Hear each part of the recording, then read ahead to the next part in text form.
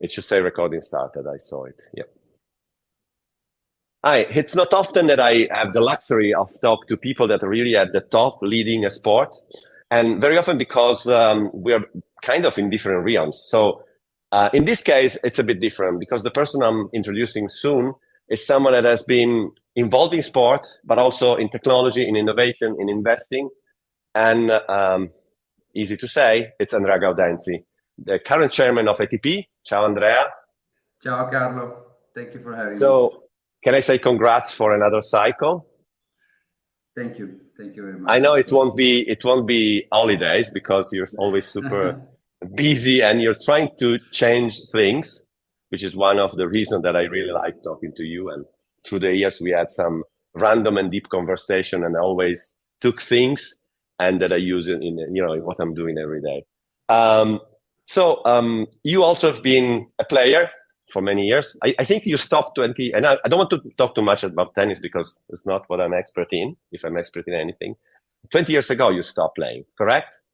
Yes, I stopped in 2003, exactly, when I was 30 years old. Correct. Wow. So now, and then you've been an investor, an entrepreneur, in general, an innovator. Can we mention the little startup in Italy that did amazing things that I'm using every day, but I was also with my family? Yes, I basically for 15, 20 years have been completely outside of tennis. I've never stopped being a tennis fan, meaning I always continue to watch tennis on TV, digital, obviously. And this is a little bit where my frustration came, obviously, in being an avid tennis fan, but I could see things improved and I saw the opportunity. But long story short, my post-career has been in different sectors, from gaming, from startup to large companies. The company you mentioned is Music Match. This is having a great success. We basically work in the metadata space in the music industry, providing the lyrics to the main players like Apple Music, Amazon, Spotify, etc. But we do a lot more than that. Also, we did manage the admin royalty and a lot of stuff, basically with the main goal of enhancing the music experience, which I think it's got to a pretty good level. If I'm a subscriber of all these services, I really enjoy music, one-stop shop, sort of all the catalog. Now Spotify has added a lot of podcasts, etc. But if I compare the music experience today to what it used to be 20, 30 years ago, when we were always struggling with CDs and players, it's a lot better. So I've had a good run. I also had other startups in the financial services and all of that things. And then I got closer to tennis a little bit through ATP Media as a non-executive board member. And again, spotted this massive opportunity that I see in our sport. And almost as a coincidence, I took the opportunity of becoming the chairman of the ATP in 2020. Started, 2 months before COVID hit during the bushfires in Australia. So it's been really a difficult period to manage, but overall proud of what we've done the last 3.5 years, because we managed to actually pass a lot of reforms and changes within ATP, which is basically the phase 1 of our OneVision strategy during a very, very difficult period of disruption, right? And where everybody who had a very difficult time, players with a 50% cut in prize money, bubbles. I mean, we were in a survival mode, in crisis mode. Nevertheless, we did massive changes to prepare for the future. Because the announcement of OneVision was what, mid-20? I don't remember. You announced it?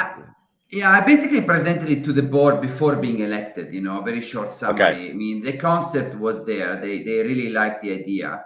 And then we divided in 2 phases. Phase 1 with a focus on ATP, a sort of let's get our house in order. And phase 2 then, related to a closer collaboration with Grand Slams, WTA and ITF. So I think phase 1 is completed now. We approved it last year, and we did the first year only board consultation. And then we went to all the stakeholder consultation process, negotiation took another year, and we approved it basically in spring, summer last year. And just for the people that are not completely aware, I think the implementation started January 1st this year. Yeah, if I remember well. And what are the main points? As you know, I'm more into the the media and engagement. I think the core of it. Yeah, the core of it is aligning the interest of the partnership between players and tournaments, first of all, which means players having the full visibility and transparency over the financial of the tournaments, and regulating the relationship via a prize money formula, which is basically profit sharing 50-50, right? Okay, there is a base prize money, and then when the tournaments do well, the Masters, there is excess profits, it gets redivided and reallocated to the players. For the past 30 years, the players never had the visibility of the tournament's economic. And prize money was negotiated every year on a percentage increase basis, but always with one side on the dark side, which is a difficult, negotiation to have, and it creates a lot of, mistrust and a lot of internal conflicts that I always felt were unnecessary and occupying 80-90% of the energies, resources, and time within the organization. It's almost like saying you have a partner in a business and you give him $100 at the end of the year, and he's asking you, okay, how much money have you made? And you tell them, look, this is none of your business. So obviously that relationship will have issues in the long term.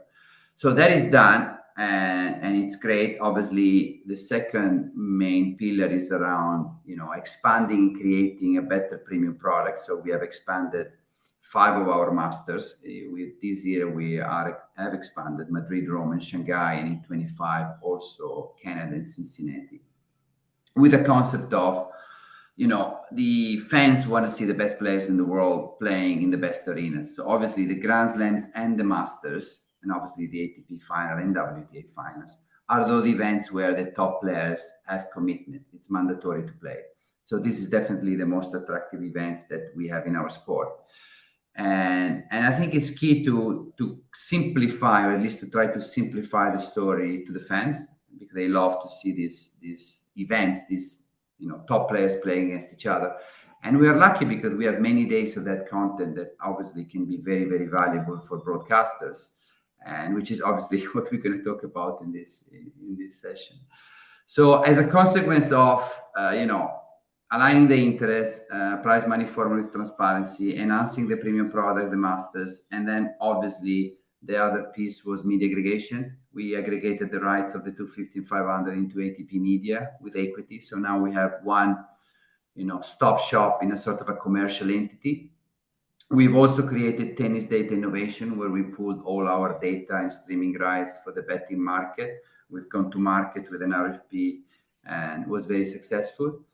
And last but not least, the governance review. We've done an extensive governance review, which is basically the core of how an organization makes decisions. So in terms of, we removed conflict of interest, we've set a new, allocated new position in the board, so everybody has a seat at the table, and many, many other things. So all in all, obviously time will tell, but so far happy and proud of what we have achieved. No, and I also, the TDI thing, is it mostly managing rights, or it also has an input in the technology you use? It's also operational. It's creating a center of excellence with in mind, obviously, always the consumer experience, right? So it's not only about collecting the data and then with a feed selling it and providing it to the operator. We're also working in new experiences to that data. By the way, the data can be used also for coaching purposes for the players. It can be used for overlay graphics on TV for the broadcast. Data in itself can help enhance the fan experience. It's very interesting. There's a lot of statistics around that. So it's a bit everything. It's about having a team focused 100% in that. Obviously, the core market they're serving at the moment is the betting streaming market, which is necessary to have the data in order to have those transactions. But it's long term, it's going to be a lot more than that. And I remember I was at a lunch with one of the people leading the data side of things. And there is obviously, all my career has been started with, sports data and stuff, but it's so much sophistication in what you're doing that is impressive. I was really impressed about, the sophistication, how you manage the streams, etc. And I think it makes a lot of sense to put all the data aspects in one place. So you have people experts in that with others that help selling the rights, etc. But this becomes, I think, it's the way you have continuous innovation, because there's someone that basically every day have to think about, okay, we have to manage it, but we have to create something new. We have to create additional value and so on. I think it seems on paper and even in practice, it seems a good idea. Yeah, it is challenging for every sport. I mean, it is challenging for every organization to continuously innovate and balance the struggle that you have on the market. We have our issues, like on the product governance side, on the discussions we have on calendar, on rules, on ranking, and this is all related to the product. But then you should not forget, and this is what I really believe in, but what is going to happen in 15, 20, 30 years? Where are we going? Otherwise, you get stuck, head down in the weeds, and you always focus about next year. Everything is going fairly well, but you don't realize that slowly you might be losing fans or actually market share out there, because the world is changing, and it's changing a lot faster than it used to be. So this is the challenge nowadays for really any business, but for also particularly for a sport property that have never been used to compete in a marketplace, which is ultimately the entertainment industry, where now we have a lot of tech media giants, compared to the past, that they are used to manage innovation and technology and data in a very good way. And data, exactly. They're almost all data driven in a way. No, I think this tension between short term and long term, as I'm in a new phase since February, I reflect a lot about short term. I'm more of a long term guy, which is an easy way to escape maybe accountability at some point. But very often you see the damage when short term misleads. Sometimes you have to do it. I mean, if you're in a company, but I think balancing the two, it's a good point. I know phase 2 is now. There's a lot of blah, blah, blah, which I'm not interested in. What is the ambition of phase 2, especially again for, what relates to media fan engagement, etc.? Yeah, look, phase 2, obviously, we're not alone. We're not alone, and we need to design it together with the 4 Grand Slams, WTA and ITF, so with all the tennis stakeholders, right? But in a nutshell, and obviously I cannot go into much details because we're having those discussions now, is we're all part of the same story, right? As a fan, going back to my frustration when I've been 15, 20 years outside of tennis as a fan, you want to watch tennis and you want to watch it all, right? You want to watch men and women tennis, you want to watch the big tournaments, small tournaments. The Grand Slams, of course, are the pinnacle of the sport, the most important tournaments. Then we have the year-end finale with the ATP WTA finals, Davis Cup and Billie Jean King Cup. But that story at the moment is technically written by different stakeholders, which all go about with slightly different strategies. They go to market with different teams. They have different commercial teams. So we have different deals with broadcasters, with data and all of that. So it's about, we're talking to the same people. We cannot really, write different chapters of the same book separately and also sell it in different bookstores, because we create a very painful experience for our consumers. So the very simple idea, how can we get together and work closer together, aligned in a way that we can offer a better proposition to ultimately what I believe are, the essence of our future growth and success, the fans. Because today's fans, they have a lot of opportunities. In my OneVision strategy presentation, I presented a slide of the founder and CEO of Netflix, which basically said, my biggest competitor is Leap, when they asked him about, are you concerned about Apple and Amazon coming into the space of Netflix? And he said, no, I'm actually concerned with any form of entertainment that occupies the time and attention and wallet ultimately of consumers. And they sleep a lot. So that's it. It was a way of saying competition is a lot broader than we think. Therefore, and today people have a lot of options. I see my kids, how they engage with gaming platforms. And it's going to be difficult for sport properties, even entertainment properties, actually, to engage the younger generation. So, in a nutshell, is we live in a very, very competitive environment, which will get even more competitive. The opportunity in terms of potential of addressable market is growing because there is more people in the world. We have higher internet penetration. The technology, the devices allow you to consume content a lot easier. It's more accessible than it used to be. So the addressable market will grow, but the competition will grow. So get together, try to become stronger. And it's also a question of investments and economies of scales and synergies, right? All these tech platforms are expensive.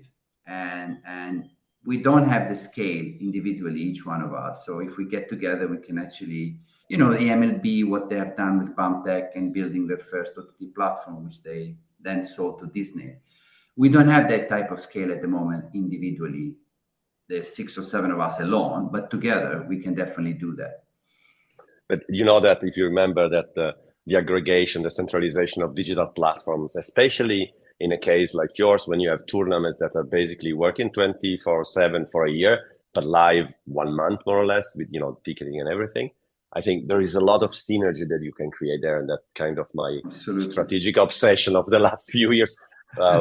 In the past, I worked with the NFL, for example, to centralize. But American sport are born centralized. Yeah. Everything else is a bit less.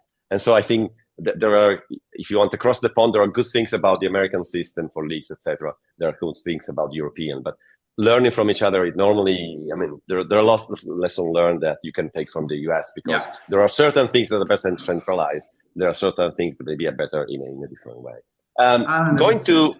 Going to streaming, I remember an interview like some months before you became the chairman the first time, 2019, where you were saying, tennis is born for digital, streaming is the right solution, because obviously tennis has a lot of content almost every day, kind of, right? If you put everything together.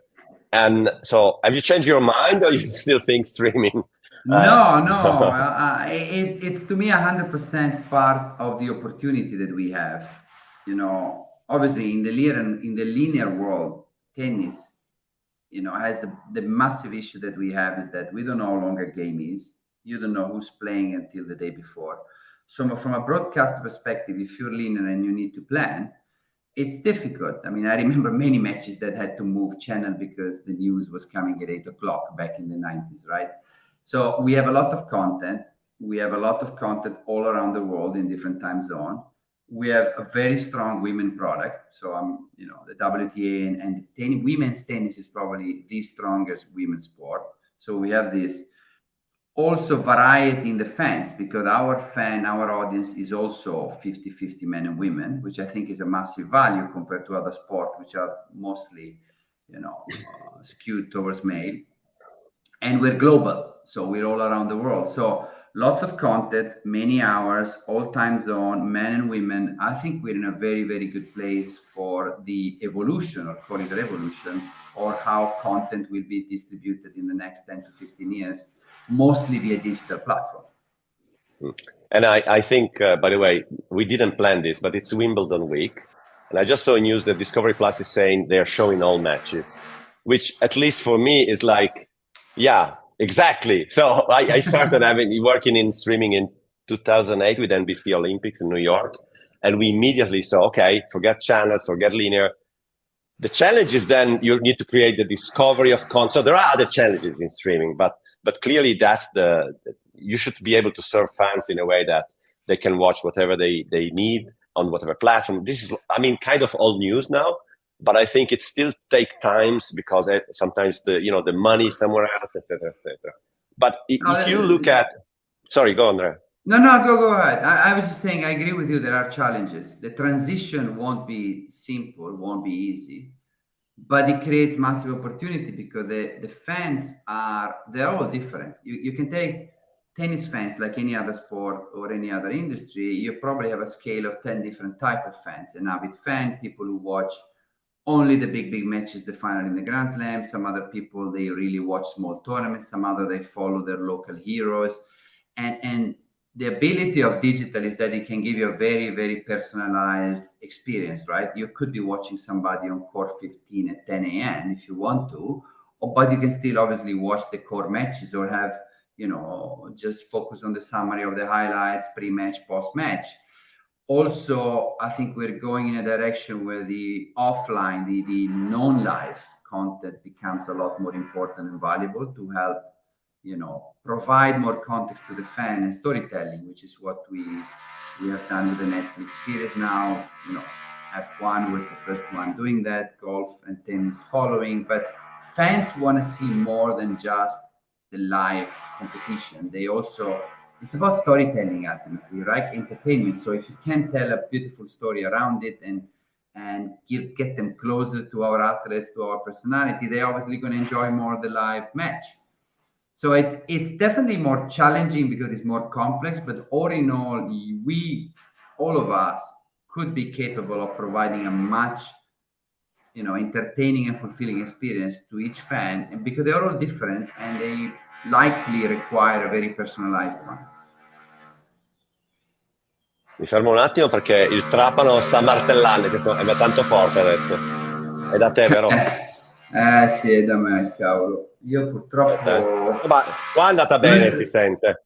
L'unico modo di spostarlo è che cambio stanza io, però ti cambia il background, che è un po' strano. Beh, ma aspetta. No, perché adesso è aumentato. Prima c'era, paziente, tanto ripeto, aspetta un attimo a vedere non è Sky.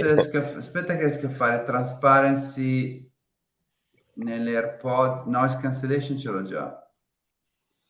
Quindi vabbè, ma non è, ripeto, è per i miei canali, non è gravissimo. Basta solo se però si sente non è granché. Adesso si è fermato. Sì, allora scusami, ok, volevo parlare, riprendo io, ci mettiamo così cambia anche la scena, è più facile. So you were saying it's entertainment, right? The Netflix series, what is your experience? Aiuto, così tossisco anche, rifamo. Lo senti forte? Meglio. Un attimo, sì, prima era di background, non era così grave. Aspetta, metto un attimo Simon. Ciao Simon. Ciao. Simon, What do you think? Do you hear the noise? Is it too loud? It's quite loud. Yeah. It's I mean, it's listenable, but it's a bit of a shame. Yeah. But it's also not, do you think it's very bad? Change your background is an issue. Se riesci, se non ti rompe le balle, riesci quasi. No, per me è un secondo, it's a second for me. The problem sì. Sorry, I was speaking Italian. It's not nice. With the background and changes is not the ideal. No. The problem is they can't control these guys. I mean, they go on. Riproviamo. Let's restart, okay? Let's try another time, and otherwise we try to change the room. Allora. So you were saying entertainment, and obviously the Netflix series is the first thing that come to mind. What was your experience with that? Because we have seen it, we see people commenting, but how was ATP involved? I was working with Netflix. What do you see the future of this evolving? First of all, it was the part that I really appreciated is how we got it together is a closer collaboration with the 4 Grand Slams and the WTA, right? Because it's probably the first one of a kind that we do a deal that all of us get together as one to have a counterpart, and with Netflix and Box to Box, which are the same producer of Drive to Survive, Formula One. So that was nice. It was, everybody jumped in, they saw the opportunity, they understood the value of engaging our fans with more non-live content. So that in itself, I think, was a success. It was a lot easier for Formula One to do a deal with Netflix. For us, we have to agree, all of us, to do one, which is always more complex. Is part of the struggle of our fragmentation. And then, ultimately, you hand over the editorial and the story to the experts. And we've helped, of course, in terms of providing players and guiding a little bit. But I've just watched the second part of season 1 last week, and I'm really pleased. I like it. And I think it's going to get better and better. The same way as I felt Drive to Survive season 2, 3, and 4 were better than the first one. And hopefully we continue many, many more. Yeah, and you've seen in football, there were other cases where take the Ryan Reynolds and Rob McElhenney, the 2 Hollywood stars, buying a club, 5th level club, which got promoted, lucky, Wrexham FC. And basically the deal was as much as about the club, about the series that we were able to produce. And the money came more from the series. So there is clearly contamination between, traditional entertainment and sport. And the question is more, do you think also changing a bit like others have tried, creating events that are more for entertainment, more from the fans, or, do you see tennis going that way, or you kind of keep the product, as you call it, a bit more protected? What is your idea there? Yeah, that's a very difficult question. Generally, I think sport is entertainment, so it falls already in the category of entertainment. And obviously, there is different forms of entertainment. But what's our mission? Obviously, you want to have somebody to watch a tennis match and enjoy it and forget all the problem and put a smile on people's faces. And also, to a certain extent, what I really love about sport, try to send the right values to the younger generation. You know, I grew up watching tennis, and I think what we stand for are the things that I want my kids to learn and also stand for. And we've got great examples from our athletes. So there is a dual role, which is entertainment and, to me, also education, because sport is not only purely entertainment, but is also education, and you can go into wellness and mental health and all of that, which you probably don't get just by watching a movie on Netflix or listening to a song. Yeah, and so let's go in more into innovation. I've seen that in 2025, correct? You introduced the electronic calling live for all tournaments, correct? Yes, look, it's was also a difficult decision, because the balance, as you say, the balance between the tradition of the core rule of the sport and how much do we innovate to adapt to the changes, I think is very delicate and is very complex. I always felt that, at least in our world, there's so much to do on how we govern the sport and how we commercialize it, how we go about sales and distribution, and the challenges that we have with our fragmentation, that this is probably, in light of the 80-20 rule, you know, focus on the 20% that deliver 80% of the value. That's what we need to focus first. Because ultimately, we have a billion fan. We have a billion fan around the world that love tennis, but our problem that we struggle with the distribution, so reaching even a greater audience, but mostly engaging properly with that audience, keep them more engaged, because of the struggle I've told you before, you know, finding this chapter of the books in different bookstores. Now, at some point, I'm pretty sure every sport will have to look at alternative formats. They will have to revise the length. Is it too long? Is it too short? What do we do here? I think we all need to be very careful, because I'm big in innovation and change. Don't get me wrong, but it's not a video game. So I worked in video gaming, which is a little bit, in a way, similar. You know, you have to get the right recipe. You know, once, for example, King got the right recipe for Candy Crush, they're also very, very careful, the game designer, about touching the core of the game mechanics. But you can do a lot of A/B testing, right? You can change, and you have different cohort of fans, and you can go and change the game in, for example, in a small market like Finland. But in tennis, it's more difficult to do this A/B testing. It's not that we can go and change the rules and then 2 months later go back to the previous rules. Plus, you have the players are the actor, they are the product, they're not avatars, right? You can't tell somebody like... For now. Yeah, tomorrow, for now, yeah, that's another discussion. You cannot just tell them, okay, tomorrow the court is shorter, the net is higher, you only have one serve. You know, it doesn't work that way. I mean, it's years of practice and training according to certain rules. So I'm very, very, very cautious and careful about touching the core of the game mechanics and the product, especially because I strongly believe that we're in a pretty good place. I love tennis the way it is. You might argue I'm biased because I was a tennis player. There's definitely fine tuning you can do. Like, okay, do we agree that the crowd should move? Should we have more music between the changeover, coaching, that type of things?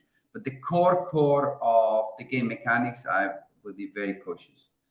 And so you just created a perfect segue for the next thing I wanted to ask you. I don't know if you saw, NVIDIA did a paper on implementing a tennis match with AI, with the player learning different styles. I don't know if you saw that video. And I was thinking, okay, what? Because my reaction is, oh, that is cool. And then I start thinking, but they really want to watch it. But, you know, you being a player and, you know, exactly what you said before, they're not avatars. They created a tennis match that decent, I would say, in terms of movement, etc., quality. What was your reaction when you saw that? Well, I mean, generally speaking, when I look, and I really like the AI space, especially the generative AI, it's scary, right? At least for me, it's a bit scary. And it's not only for tennis, it's actually scary generally for our life. Like, what are we going to do in 30, 50 years? Are we going to be just, you know, AI bots around us? What jobs will we be capable of doing? So it's generally a very, very interesting, but also very scary. I can't, you know, I hear all these things, obviously, as everybody, ChatGPT, obviously. We are now thinking mostly about a super intelligence assistant. But the reality that also that, they're saying, I'm not an expert, but could also have a shape and form, a physical shape and form.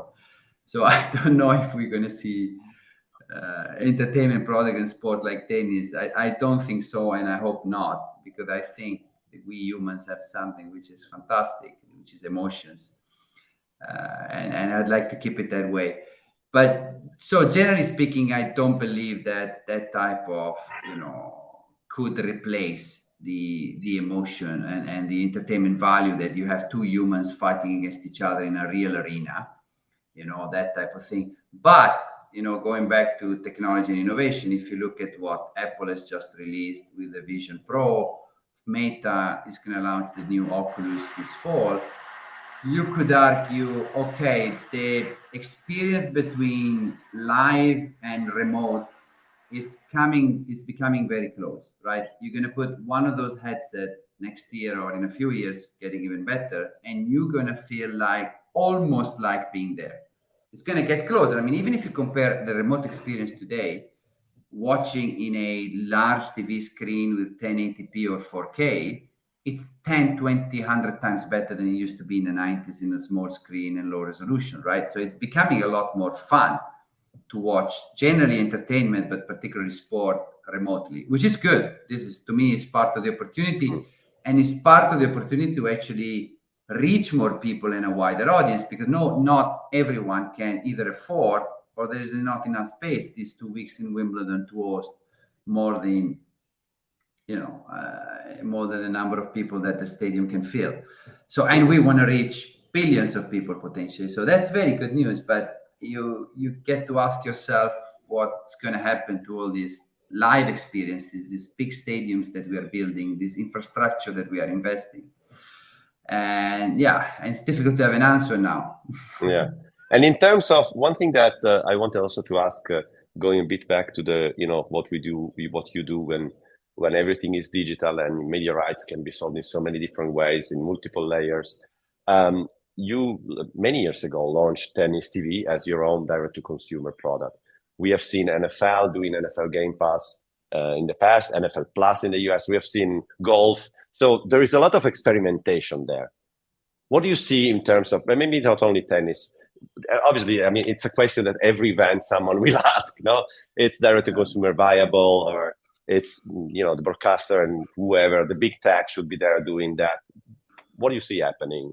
What do you think should happen? Again, a very challenging transition and a very difficult question, which I believe nobody has fully figured out yet.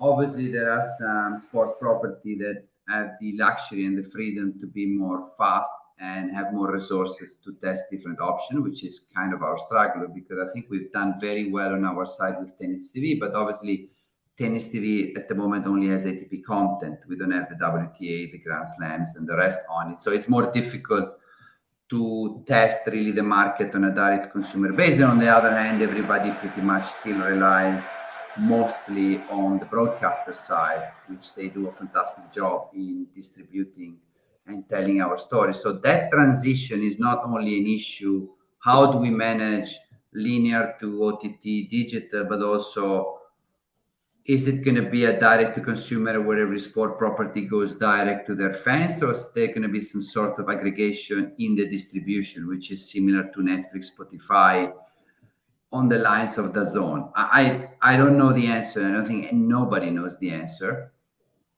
What I like is that the players, the likes of Netflix, Apple, and Amazon, the big ones who have the resources, but also who have the consumer base, are actively looking into sport, live sport, as a future for them. Because at the moment, they all have decided to get into music. Most all of them have decided to get into, movies and TV series. I think the next step is going to be sport. And they're going to compete also. It's not that the traditional linear broadcaster are going to sit there and watch. I mean, we've seen the announcement of Disney with ESPN, the transition to digital for the next 5 years. So it's going to be a very interesting market for the next few years, which ultimately could be very good news for everyone, both the consumers and the right holders. So, but challenging, very, very challenging. And I don't think there is the perfect recipe today. You just have to be ready, fast, to move, go left and right, and see the trends. Maybe the best example could be in that case in terms of big tech, MLS and Apple deal for 10 years, Major League Soccer. That's clearly has a innovation potential because it's 10 years. It's MLS, which is pretty innovative, and it's Apple, who has a strong control on. We'll see how much innovation they will bring, because in the end they also have to balance it with what you said before about the gaming, the familiarity. So you need, even in terms of consumption, you need to be careful not to be too disruptive, or the fans get lost. Yeah, exactly. Ti faccio una domanda che poi la cancelliamo. Io la faccio, tu rispondi, poi non la teniamo se serve. Okay. One thing that I imagine in my obsession about how to distribute sport was about if players, meaning tennis players, at some point will be allowed to broadcast, or whatever we call it, stream their games on their own platforms. I know it's pretty crazy, but would it make any sense? Imagine some of your players have huge audiences ready to on social, obviously. No, yeah, they absolutely have huge audiences, and we absolutely have to find better ways to use those channels, and obviously they should benefit from it because already they are the big stars. But look, the level of production, I believe, needs to be very high quality. It's very expensive. I don't think you can watch a tennis game on any sport on a one-person camera, sort of a Instagram live feed for 3-4 hours. I mean, what we do with production, what most sport we do with production, is very, very expensive, and it provides a level of experience that you cannot match. Nobody can do by themselves. On the other hand, what you're saying can be very interesting for the non-live, in my opinion, right? They can go about telling their stories in a sort of a self-made video when they are in their hotel room or in the transportation, telling their life behind the scenes, which at the moment, is what we're trying to do with Netflix. And there will be many more docu-series about telling the story. That it can be more personal, the same way that many celebrities have, started basically through social media, having their own direct channel to their fans. Before there was always somebody in the middle. Now they have a direct relationship with their fans. But on the live, I think it's impossible. No, not impossible. I mean, nothing. Who knows in the future? But I don't think it's realistic now. And one last thing is, what else has caught your attention in terms of innovation that you've seen other sports doing that you would be curious to try in tennis, maybe? I think what I'm. Sorry, let me kill the call. Sì, scusa, chiamati lunghi, per sapere qualcosa. No. Sorry, say it again. Ask the question again. What caught my attention? Yeah, what else caught your attention in terms of innovation in other sports that you maybe are thinking or would be curious to bring into tennis? It can be technology or anything. I'm really fascinated at the moment by the combination of what AI can do and mixed reality. I was never been a big fan of virtual reality, in a sense that the experience that locks you out from the world is something very limited. Maybe, could be appropriate for gaming, but not for watching a live sport, which I still think can and should be a social experience, even if you are in your living room. But the idea of being capable of, having a mix, which is augmented reality and virtual reality, where you have that experience of being live, but you're also, aware of the world around you, and you see the people, and you can have this type of, I can watch the match from this angle, that angle, I can move around, and I can have different experience. It can end up to a certain extent. I don't want to say an experience that may be better than live, but you can do definitely things that you could not do live, like sitting in first row, for example, or sitting in the bench of the player, or sitting behind the umpire, or doing many things virtually, which today probably, I don't think the technology is quite there yet. But I'm very, very curious to see what, Oculus 3 and Apple Vision Pro will bring. But that type of experience remote, with a combination of the capabilities the AI will bring, I think will enhance the experience in the next 5 years from a fan experience perspective, which is going to be incredibly. And the thing I love, again, is that the fact we are very, very well placed, given the characteristic of our sport and the volume and the fact that we're global, etc., everything that I just said. So that really, it's very exciting. Okay, so thank you, Andrea. I think it has been a long discussion. I hope you're relaxing because I know you're moving this week, I guess going back to Wimbledon at some point. Yeah. So it was really great. I'm happy that you took time for this. Thank you so much. Thank you, Carlo. Grazie mille and ciao ciao. You want to do a little promo on ATP Finals? It's Torino, so I can say, oh, I'm in Torino.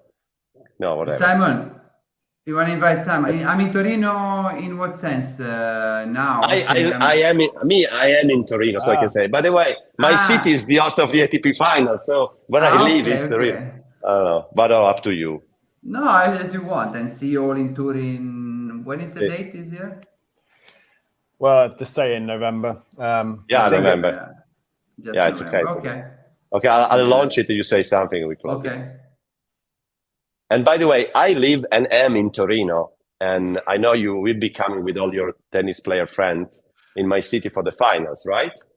100%. Yeah, we're looking forward to that. It's been a fantastic event the last 2 years. The city has embraced it amazingly, massive success. The players loved it, the fans love it. So definitely see you in Turin in November. 100%. Yeah.